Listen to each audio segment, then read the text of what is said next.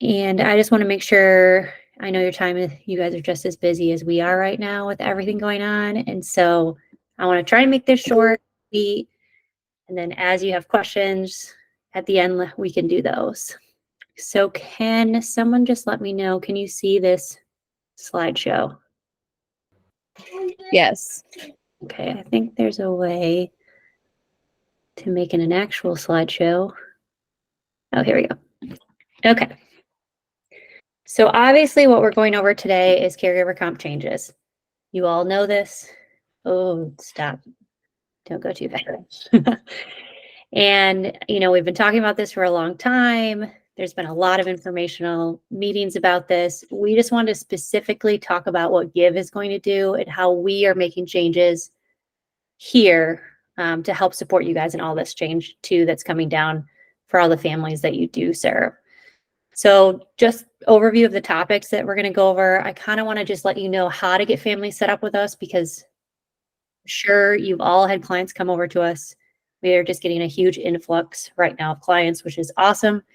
But also, some of you are unfamiliar with how we do that. And we want to try and let you know in ways in which we can also make it a little easier for you potentially. We want to let you know just about the caregiver requirements that are required so that you can let your families know if they have questions or anything they want to know more about that. Some restrictions that we're going to have built into the apps, the monthly reports, that's a huge topic. And a lot of you asked additional questions about that on the form, on the RSVP form. So we will address that. Obviously rates, and then we'll go to your questions. Okay, so to get started, the next one. Okay, so onboarding with us, this is the traditional way. So what we typically do is have the family do a little informational meeting is what we call it with us. We like to do this because we like to be able to have a one-on-one with the family to answer any questions they may have, kind of go over a mini demo of what our apps look like because we are app-based, technology-based. You have to have a smartphone to be able to work with us. Everything is done and tracked in the apps, as you guys know. And going forward, this is going to be really important just because of these changes that we have coming too. So we'd like to have this meeting. It's typically 30 minutes, and we have time slots available that are on Google Meet. However, as you have seen, we are booked right now until June 5th with these time slots because we just have a lot of people onboarding and we only have so many people working here and so much availability. So what we've done instead, there's a couple things. We've set up a group meeting call for next Thursday, the 30th at 2 p.m. So if you have any families that are interested in learning information, it's going to be a general overview of us and the apps. We can still answer any questions they may have. It'll just be more of a group setting. So we can give you that link. In addition to that, if you have any families that just know they want to onboard with us, and they don't need to have this one-on-one meeting because maybe you've told them everything there is to know about us, we can forgo the meeting. It's totally up to the family. So if they want to do that, then we can move on to step 2, which is signing the Dropbox docs. So those are consent documents to work together. We agree to work together. We would sign those, send those to those. Once we have those, we need the budget assigned to us. So a lot of you have said that the budget starts June 1st, or probably some budgets will start July 1. If they are currently in services anywhere, if you put 1 unit into a budget assigned to us, we can start onboarding. We don't need the budget to be massive because we know it's coming. We just need a budget. And so we need it to be assigned to us through UPI, U-Steps, and then we can start the onboarding process. In addition to the budget, we need a goal in the PCSP to be assigned to Giv.care. So as a paid provider, and those 2 things are how we set up the account on our end. We need the budget and the PCSP with the goal attached, and that's how we create it. And if you have more questions on that, I'll answer those at the end, but those are the 2 things we need. Once we have those, we can get things started on our end and they can start onboarding. So the PIC can start onboarding with downloading their app specifically on how to schedule the shifts. And then In addition to that, we can have the caregiver start onboarding, whether it be a parent, guardian, or someone else that wants to onboard. We can send those instructions and they can get started right away. So anyone you have that's onboarding June 1, they could start today if we had a budget and the PCSP with a goal attached. And obviously the family has to sign the Dropbox docs. So just keep that in mind, because I know, a lot of you are waiting till June 1, but we're going to probably have like 30 families June 1. So it might be a little slower for us to get the account created if they all onboard that same day. Caregiver requirements, just so you all know, everyone has to go through these, whether it be a parent, guardian, spouse, someone else outside of the family. All the requirements are the same for every single employee we have here at Give. And so those are just, in general, they have to complete a background check, fingerprinting, motor vehicle check. They will have to do trainings and then also have their CPR certification. If they already have a CPR certification that isn't expired, we can take that. If they've had fingerprints done in the last 90 days, we can check and see if we can take those. It's really up to the state. We will always run their name and see if it's a possibility. But as far as the background check and motor vehicle check, that will have to be redone, even if they just had it done somewhere else. All of our caregivers are W-2 employees, which means they fill out a W-4 form as part of the onboarding process. They can claim tax exemption, and that is something they're able to do with us as well. And so they will not be subject to federal income taxes with that exemption. We will have them sign an additional consent form, consenting that they attest that they meet the requirements for exemption, and we'll just keep that on file. However, they will still receive a W-2 at the end of the year because they are still subject to Social Security and Medicare taxes. That can't be removed. Additionally, all caregivers are paid weekly through direct deposit, so that is done every single Friday. Our weeks are Sunday through Saturday, and they're paid the following Friday, so it's a week delayed. Let me go to the next one. Okay, so some restrictions that are part of the new standards from DSPD, and you guys already know about these, I'm sure I'm just repeating it, but I just want to make you aware that we know, are they can't work caregiver comp hours during school, overnight, or when other services are being used, other codes. So these are things we're going to build into our apps as well. So there's going to be a restriction that they can't schedule an overnight shift under the CMP, CMS codes. We're going to build in a restriction around school hours. So if they're in full-time school, if their school starts, at 7:15, they're not going to be able to clock in with CMP, CMS codes after that until they get home from school, whenever they got out of school, 2:30 or 3 or whatever it might be. Obviously, we already have the restriction in place in the apps where they can't bill 2 service codes at once. So that one's just already in there, but it will still be a standard for these new codes as well. The other thing we kind of want your feedback on, and this may just be support coordinator by support coordinator, like each one of you can have a different opinion on this, and that's okay. Our restrictions. So the state has informed us that they are giving us the full budget for these codes. So both CMP and CMS will be given a full fiscal year code amount instead of just having monthly amounts where they're given, 10 hours per week or 20 per week or whatever they're given. We're going to be giving the full amount. So we just need to hear from you, and it can be client, however you want to tell us, like it can be dependent on your client too, how you want us to restrict those. Do you want us to use only 10 hours per week per client, or do you want the family to have the option to, work these codes, these CMS, CMP codes, whenever they want to use the hours? So if they want to save them and use most in the summer because their child is home from school, they could use most in the summer. If they want to use it throughout the year and have only 10 hours per week, then they can do that.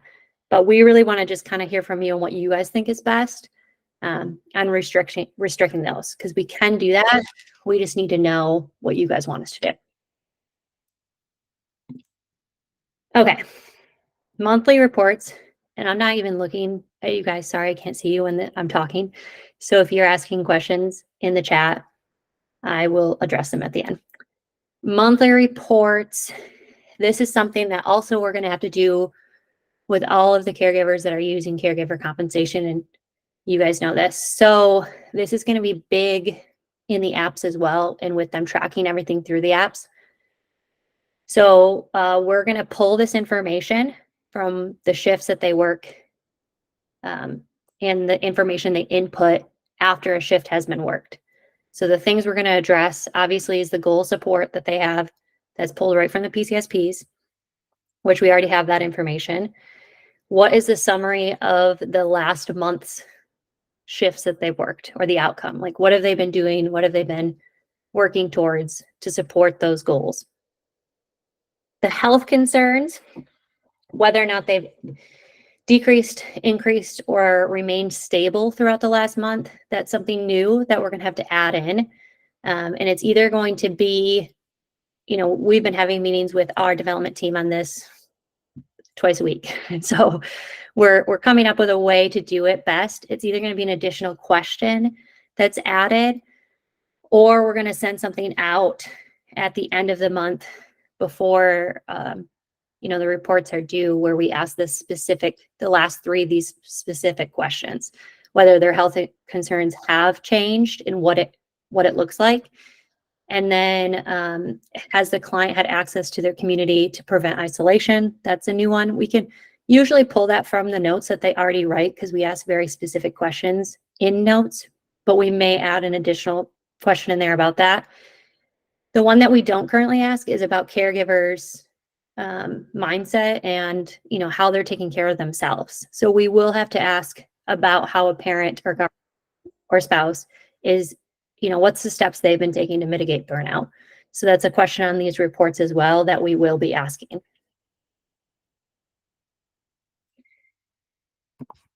So a lot of this information will be pulled from the apps. So that's why it's very important when you're talking to families about whether or not they want to come to us, is letting them know that they have to do everything in our apps. So everything is tracked that way. All of their shifts, all their notes, and then we pull in the information, which is going to really help us work towards these monthly reports, because there's going to be a lot. I'm sure you guys have to collect them at all your families. We have to assemble them. And so just making sure, we're working together, that your families know that the most important thing is for them to do everything in the app so that we can get this information from them. Again, I said, we might ask additional questions. We also might, we've been toying with a few ideas, and I can kind of let you guys know this as well, of whether or not we want families to have to do clock in and clock out for every single shift, or more, and write notes after every single shift, or do more of a monthly summary at the end. And we send them that through the app, and then they submit that way. We're kind of just toying with a little bit of different ideas, because we want to make this a little easier on the families as well, because they're going to, they're used to probably only submitting a time card once a month. And now they're going to be submitting every single time they work a shift. They're going to be clocking in and out of it and submitting notes. So, we're thinking about ways in which we can support the families, and it may be a work in progress. We may start the same way all our caregivers clock in, clock out every single shift, write notes for every single shift, and we may adjust down the line. It's just things that we're trying to help the families not have so much more of a workload on top of this as well. Because we also, any family that doesn't fill out notes or doesn't have things done in the apps, we're going to have to reach out to them individually to make sure that we get this information, to make sure it's submitted to you guys by the 15th of the following month. So we plan on assembling those, turning them into you by the 15th of the following month, and then, going from there. If we're missing anything, we'll let you know.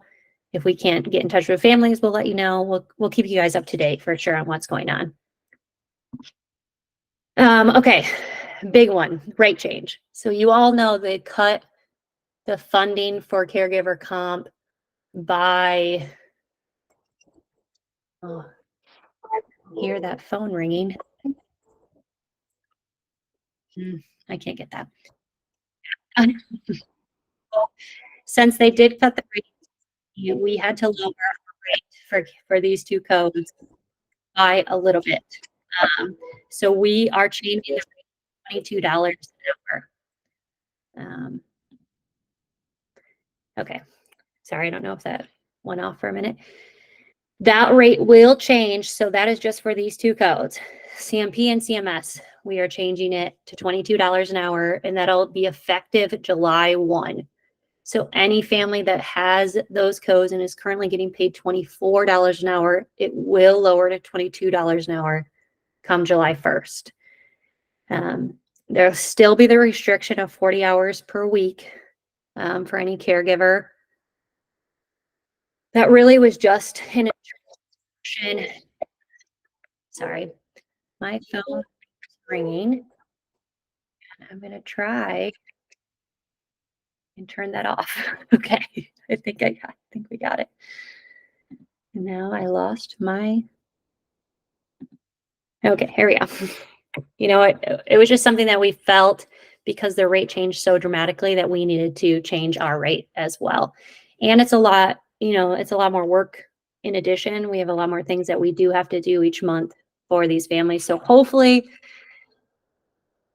that's understandable, but we also do understand that it's probably not going to be met with happiness that we are reducing our rate for caregiver comp.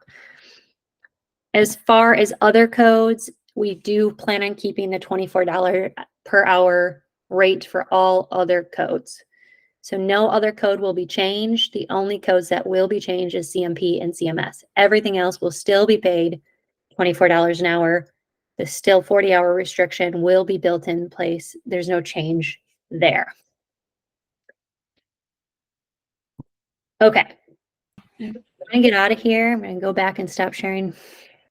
Well, actually, I can still share my screen because you can see that and write down our support email if you need it. And ask questions. So let me see. Okay. We got a bunch in the chat. Okay. Flexibility. Haley, I'm going to address yours first. Do you mean for the families, whether or not they're using a weekly amount or a monthly or a yearly amount? Yeah, I mean, I think it's important that we have that monthly max to kind of keep track of things, but parents typically take their whole chunk of the year and then figure it out themselves. And I mean, at least for me, I make sure the parents understand, it's a total and then you have to divide it. And I think that's either easier than being like every week we have to up something because they go over or under. But that's just my opinion. I don't know what everyone else thinks. Right. And I mean, you can all have a totally separate opinion. As we're onboarding clients, like just know like there's no restrictions in place on how they use the funding other than our app restricts them from going over the amount of units they have. So it's a 40-hour cap 40-hour per week cap. That's one restriction. Two, they can't spend more than they have. So if they go over units or they want to use half their budget in 1 month, it's not going to restrict that. So if you want us to restrict it any further, we need to hear from you, is basically what I'm letting you know. And some of you right now have already told us restrictions for families and said they're only allowed to spend this much per week. And the family knows, we know, and we reduce their hours if they go over. So, it's definitely something we can do. We just have to be in communication about that. I will just one other thing that made me think of is a few of you put in a question when you were filling out the form about monthly expenditure reports. So that is something we can do. So, if your families have multiple codes or you have multiple caregivers and you want to know who's working how many hours per month when billing is submitted, we can send them out. It's just not something we do for all clients. We have a ton of clients, as you probably know. And so we don't automatically send you a monthly expenditure report per client. We can build them and we can send them if you'd like. It's right now we're just sending you as asked. So if someone requests it, we are sending it to you. Okay.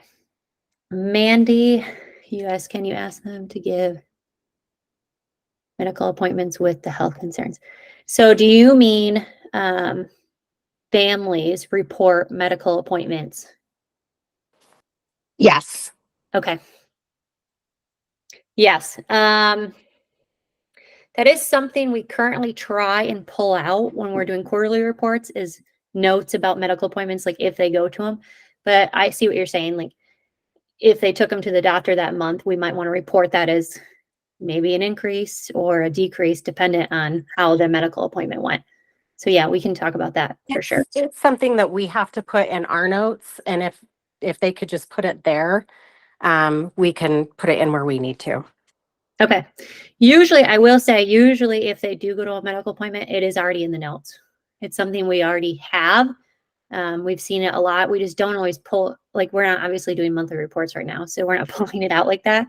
And we make a note of it in our system when we're doing quarterlies, but we don't always, because we can know that we know the date and we see the note and we make a note, but we don't always put it on our quarterly summary. So it is something we can be better about sharing with you guys as well.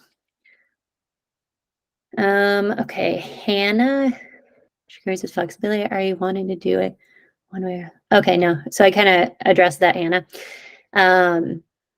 Yeah, it doesn't need to be one way across the board. It can be per support coordinator. It's just we're going to start letting them spend it however they want, unless you tell us differently. Really, is kind of what our plan is. Just like all budgets right now, like they receive a budget. They have a monthly max and then they obviously know about that and that's built into the apps. But other than that, like they're using the units as they want. And it's usually by direction of what you guys have already told them. And you might not even tell us, but they already know. So that's kind of what we would plan on doing. Okay, shift. Haley said, I think the shift notes are important to keep the parents accountable. Agreed. We definitely want them to clock in and clock out of every shift. And we do want them to take notes. Do you think, I guess a follow-up, do you think it's important for them to do it for every shift? Or if we do something where they're clocking in and clocking out, but not taking notes every shift, but more like writing a monthly summary? Do you see that as not being as good of notes? And you might know more better than us. I like the way your quarterly summaries are now. I mean, they have so much information and they're so good. So I would hate to see a parent at the end of the month just like write up 2 sentences, like, I don't know. It's caregiver comp. They're getting paid. They need to be accountable, just like a staff. Yeah, I understand what you're saying for sure. And we could probably already know what families might be that way and won't. And so, yeah, I think having them do stuff, and we've changed our notes. You might not know, but we changed our notes in the beginning of the year, and now it asks 3 specific questions when they're taking notes, and that has been really well received. We're getting such better note quality because of that, and I think it's because it's asking very direct, very specific questions instead of saying, "Give us a summary of how your shift went today." And so, I think with building these extra questions in there will help them be accountable to those questions as well, those additional ones. Okay. Alicia, any plans to allow overtime in the future? You guys use overtime per year. I don't know if you want me to read this whole thing out loud. I'll read it to myself. Okay.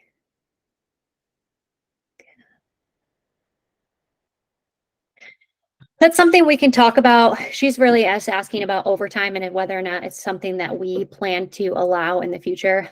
It's something we can talk about. We have not allowed overtime due to a variety of reasons. There's a lot more implications for us if we do allow it and a lot more things we need to offer our caregivers. So we've restricted that 40-hour weekly max. I really don't know if we will. It's something we can discuss internally and kind of leave it at that for now. I don't want to say one way or another because it is a lot more that we're going to have to do if we do allow it. Overnight, I know that's always like an issue to like finding time if they go out of town because they can't be gone for a full week sometimes without allowing over 40. I guess we always just suggest is there multiple caregivers that can work and you each take 40. That's the best we can do at this point. Okay, Virginia, I joined late, sorry. Address, does a parent who bills CM 3 hours and lives with individual need for shifts? CM3, I believe, is CMS on our system because we are provider, and I think that's a SAS code. With this new change, I believe the numbers are usually SAS and we're letters. I'm not sure why. But yes, they will need to clock in and out for shifts, just like every other caregiver. Same thing. The things we have built into the app that kind of like help this is we have, availability to make multiple shifts per day. So if you like, if they work, if they want to bank, I don't know, 2 hours after school every day, they could schedule that up to 60 days in advance, those shifts for 2 hours every single day. And they can do a flex shift, which is exactly a 2-hour shift. So they can clock in and then they have to clock out. But if they clock out after 2 hours or 3 hours later when they remember, it automatically reverts back to 2 hours and then they can do their notes. So it's not like by the clock, like, they don't have to be watching the clock all the time. So the flex shifts are really helpful sometimes for families if they just know they're going to be, or if they like know on weekends they're going to be with their child all day. They can do a 12-hour shift on a Saturday and a 12-hour shift on a Sunday, and make it a little easier to clock in and clock out for, those long extended shifts instead of every day for multiple times a day. Okay, Sarah can give me informing families of their pay rate. Yes, we can. I'll do that first. We plan on, we haven't shared this with families yet about the pay rate change. We wanted to address it with you guys first. So no families have been told, to my knowledge, yet that we've reduced pay and what that pay is. We do plan on having an informational meeting with all families that are using these codes. Probably the first week of June would be my thought around that. I'm sure the word will get out. You guys will tell people, they'll all know by then. But if they have questions or want to discuss it more, we do plan on having a webinar with families at that point. We also will some families have already asked us via email, and so we will let them know after today as well about that rate change. Yeah, a ton of families are frustrated with all these changes. Yes, we also are aware of that. And we will let them know the sole reason for the rate change is just how much DSPD reduced the rate. I mean, it was 8.27 prior, and now it's 6.85 per quarter hour. It's like $1.40 something per quarter hour that's reduced. And so while we are reducing $2, we really are losing. Now I have all this math figured out, like $6 an hour, or $8 an hour, or something like that, because of how drastically they've reduced the rate. So we will let them know that, and they're welcome to reach out to the SPD and let them know how frustrated they are with the rate change. And we hope that they do, because maybe it would make a difference. We definitely didn't pick the rate as far as that goes.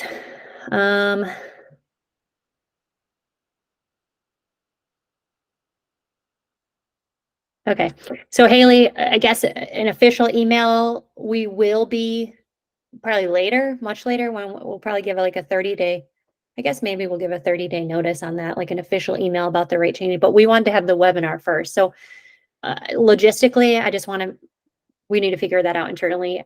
We want to make sure we have the ability to talk to all the families first before we send an blast email to everybody.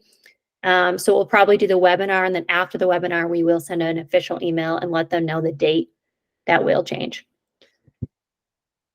And anybody that's with us now, obviously they'll still keep that 24 until then. Melanie, if there's a school holiday, would the parent be able to clock in on those days? I want to say yes. So this was, this is something that DSPD has come down and said no clocking in during school hours, but I think pre-approved school holidays are exclusions for this. I want to get more information on that before I say for sure, but I'm pretty sure that in speaking with DSPD and these restrictions, that things like that have already been thought about and discussed. And like, if it's a, Christmas break or Thanksgiving, they have those additional holidays around there, or time off from school around there. And so, yes, parents can clock in and clock out during those times. It's just not like on a day, if your child is homesick from school, they won't allow the parent to clock in if they're just sick from school, unfortunately. And I can send out more information on that. I'll make a note of that to look into it more for sure. Haley, 22 an hour is still more than what the fiscal agent is paying. That's great to hear. We didn't know that. Thank you. We hope it's fair. We hope people still want to work with us. Okay, Matthew, for the overtime issue families, they're going to receive care through Giv.care and keeping their respite and others through their SASP services. Is this is the best solution we found. Okay, so Matthew, you're just addressing Sarah. No, not Sarah's. I can't remember who originally asked it about over 40 hours per week. If with SAS they can work over 40 and they want to stay with SLN and respite through SAS, they're welcome to do that. We also take all those codes, and we would pay any caregiver that is working SLN or respite that $24 an hour.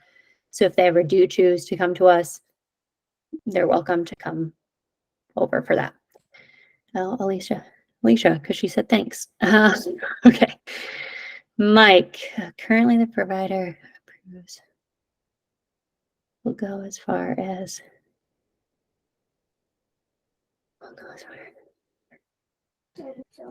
I think what he's saying is we can't put CMP or CMS into a budget until July 1. So Right. should we put it in as SLP to get them started? I see. Right. Sorry, Mike. Thank you, Haley, for explaining. I thought maybe that's what you were addressing, but I wasn't sure. I would put it in as SLN. We don't take SCE. So SLN will only go as far as June 30th right now. That's okay. Like if Provider approval. Yeah, if you have a budget that's only till June 30th, we can still take it and start their account. We have a lot that are expiring at the end of June because of this and the new code starting over. So if they have any other code and you can transfer over, like I said, one unit, we could get their account started before you see CMP or CMS in their budget. Thank you. Okay, perfect. Will you please look into the school policy? Yes, I definitely will. It's my understanding that if a child is homesick, I will definitely look into that, Michelle. I had a conversation with DSPD about this specifically, and they said unless it's pre-approved ahead of time, they cannot clock in during if they're homesick from school. So unless it's something because of I don't know if it's due to their condition or what their funding is. I'm not exactly sure. They didn't give me an explanation, but they said it has to be pre-approved before the school year of sick days. And so I don't know. I will look at that more and give more information because that one is a touchy subject and I want to make sure we're right on that. Okay, Mike, should we give care on them? Okay, yep. We talked about that one. Great. That's awesome to hear, Hannah. We really hope that's the case. And like I said, we always are trying to do things to make things easier and better for the families. We definitely understand this is a hard hit. I think a lot of families are going to have a huge reduction in hours, and now they're going to read a reduction in pay. So it's like a double hit. We really understand that. And we're trying to do our best and, making them happy and making things easier and making our services, simple so that it's not like another headache on top of everything else they have to deal with. I think that's all the questions that I see in the chat. Does anyone have anything that they want to say out loud? You're welcome to. Shane. So I'm on the Give dev team. One question we just are kind of curious about. So if anyone wants to pass what they think to Cassie, how handling overnight restrictions may be. We were thinking maybe you set a bedtime, but it's kind of hard because people stay up later certain days. So just kind of curious to hear feedback of how that's currently handled and how we should handle it.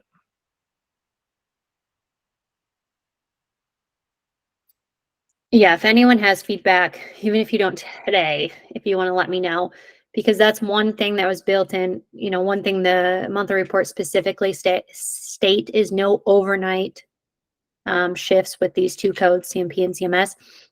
What is overnight? I assume it would be when they go to bed, but we have no clue when, children or, these clients go to bed. It's a guess. So we could build it in where it's like midnight to 4 or 5 a.m. is overnight, but is that too much? Is it too little? We just want to make sure, and maybe this is a DSPD question too, what do they count as overnight? I don't know if they have a time frame. Debbie, you said tell parents 11 p.m. to 7 a.m. Yeah, it seems really strange that DSPD restrict overnight shifts. Yeah. Okay, Haley. I'll reach out to DSPD on that too, because it is one thing that is specifically stated in the monthly reports is they attest that none of these shifts were worked overnight. And so if they're attesting to it, we want to make sure we're holding them to that by restricting that within the app as well. And so we'll look into that a little bit more. Matthew, do you have some to add? I'm thinking we got to get back to the base of this. The caregiver compensation was put in place to help the families when they had to stay home from work. So I think that's probably DSPD's idea on this, is that it's typical working hours, typical daytime.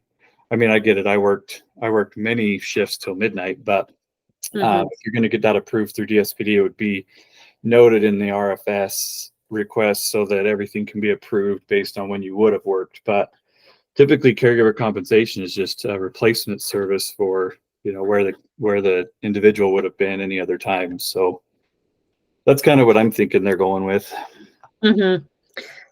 Yeah, I mean, that's a good point. And I do think if I know DSPD at all, they're going to be very generic when they tell me the answer. Right. And we're also looking at, this is the summary for caregiver compensation specifically, not the other respite codes and whatnot. So those could still be overnight if it's in the request and in the schedule of services. Yeah, for sure. And we do obviously take respite in other codes too. Thank you for that. You bet. Anything else you guys want to talk about or address?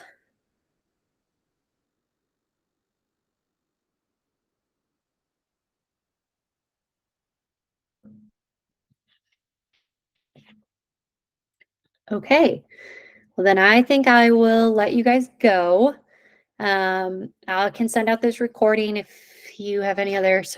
I'll just send it out to everybody I invited. So if another support partner wasn't able to attend, they can watch it, or if you join late, you can see more about what the slides are.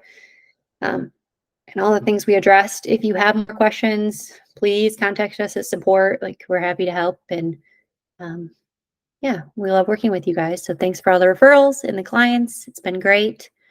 So yeah, thank you very much. Appreciate your time.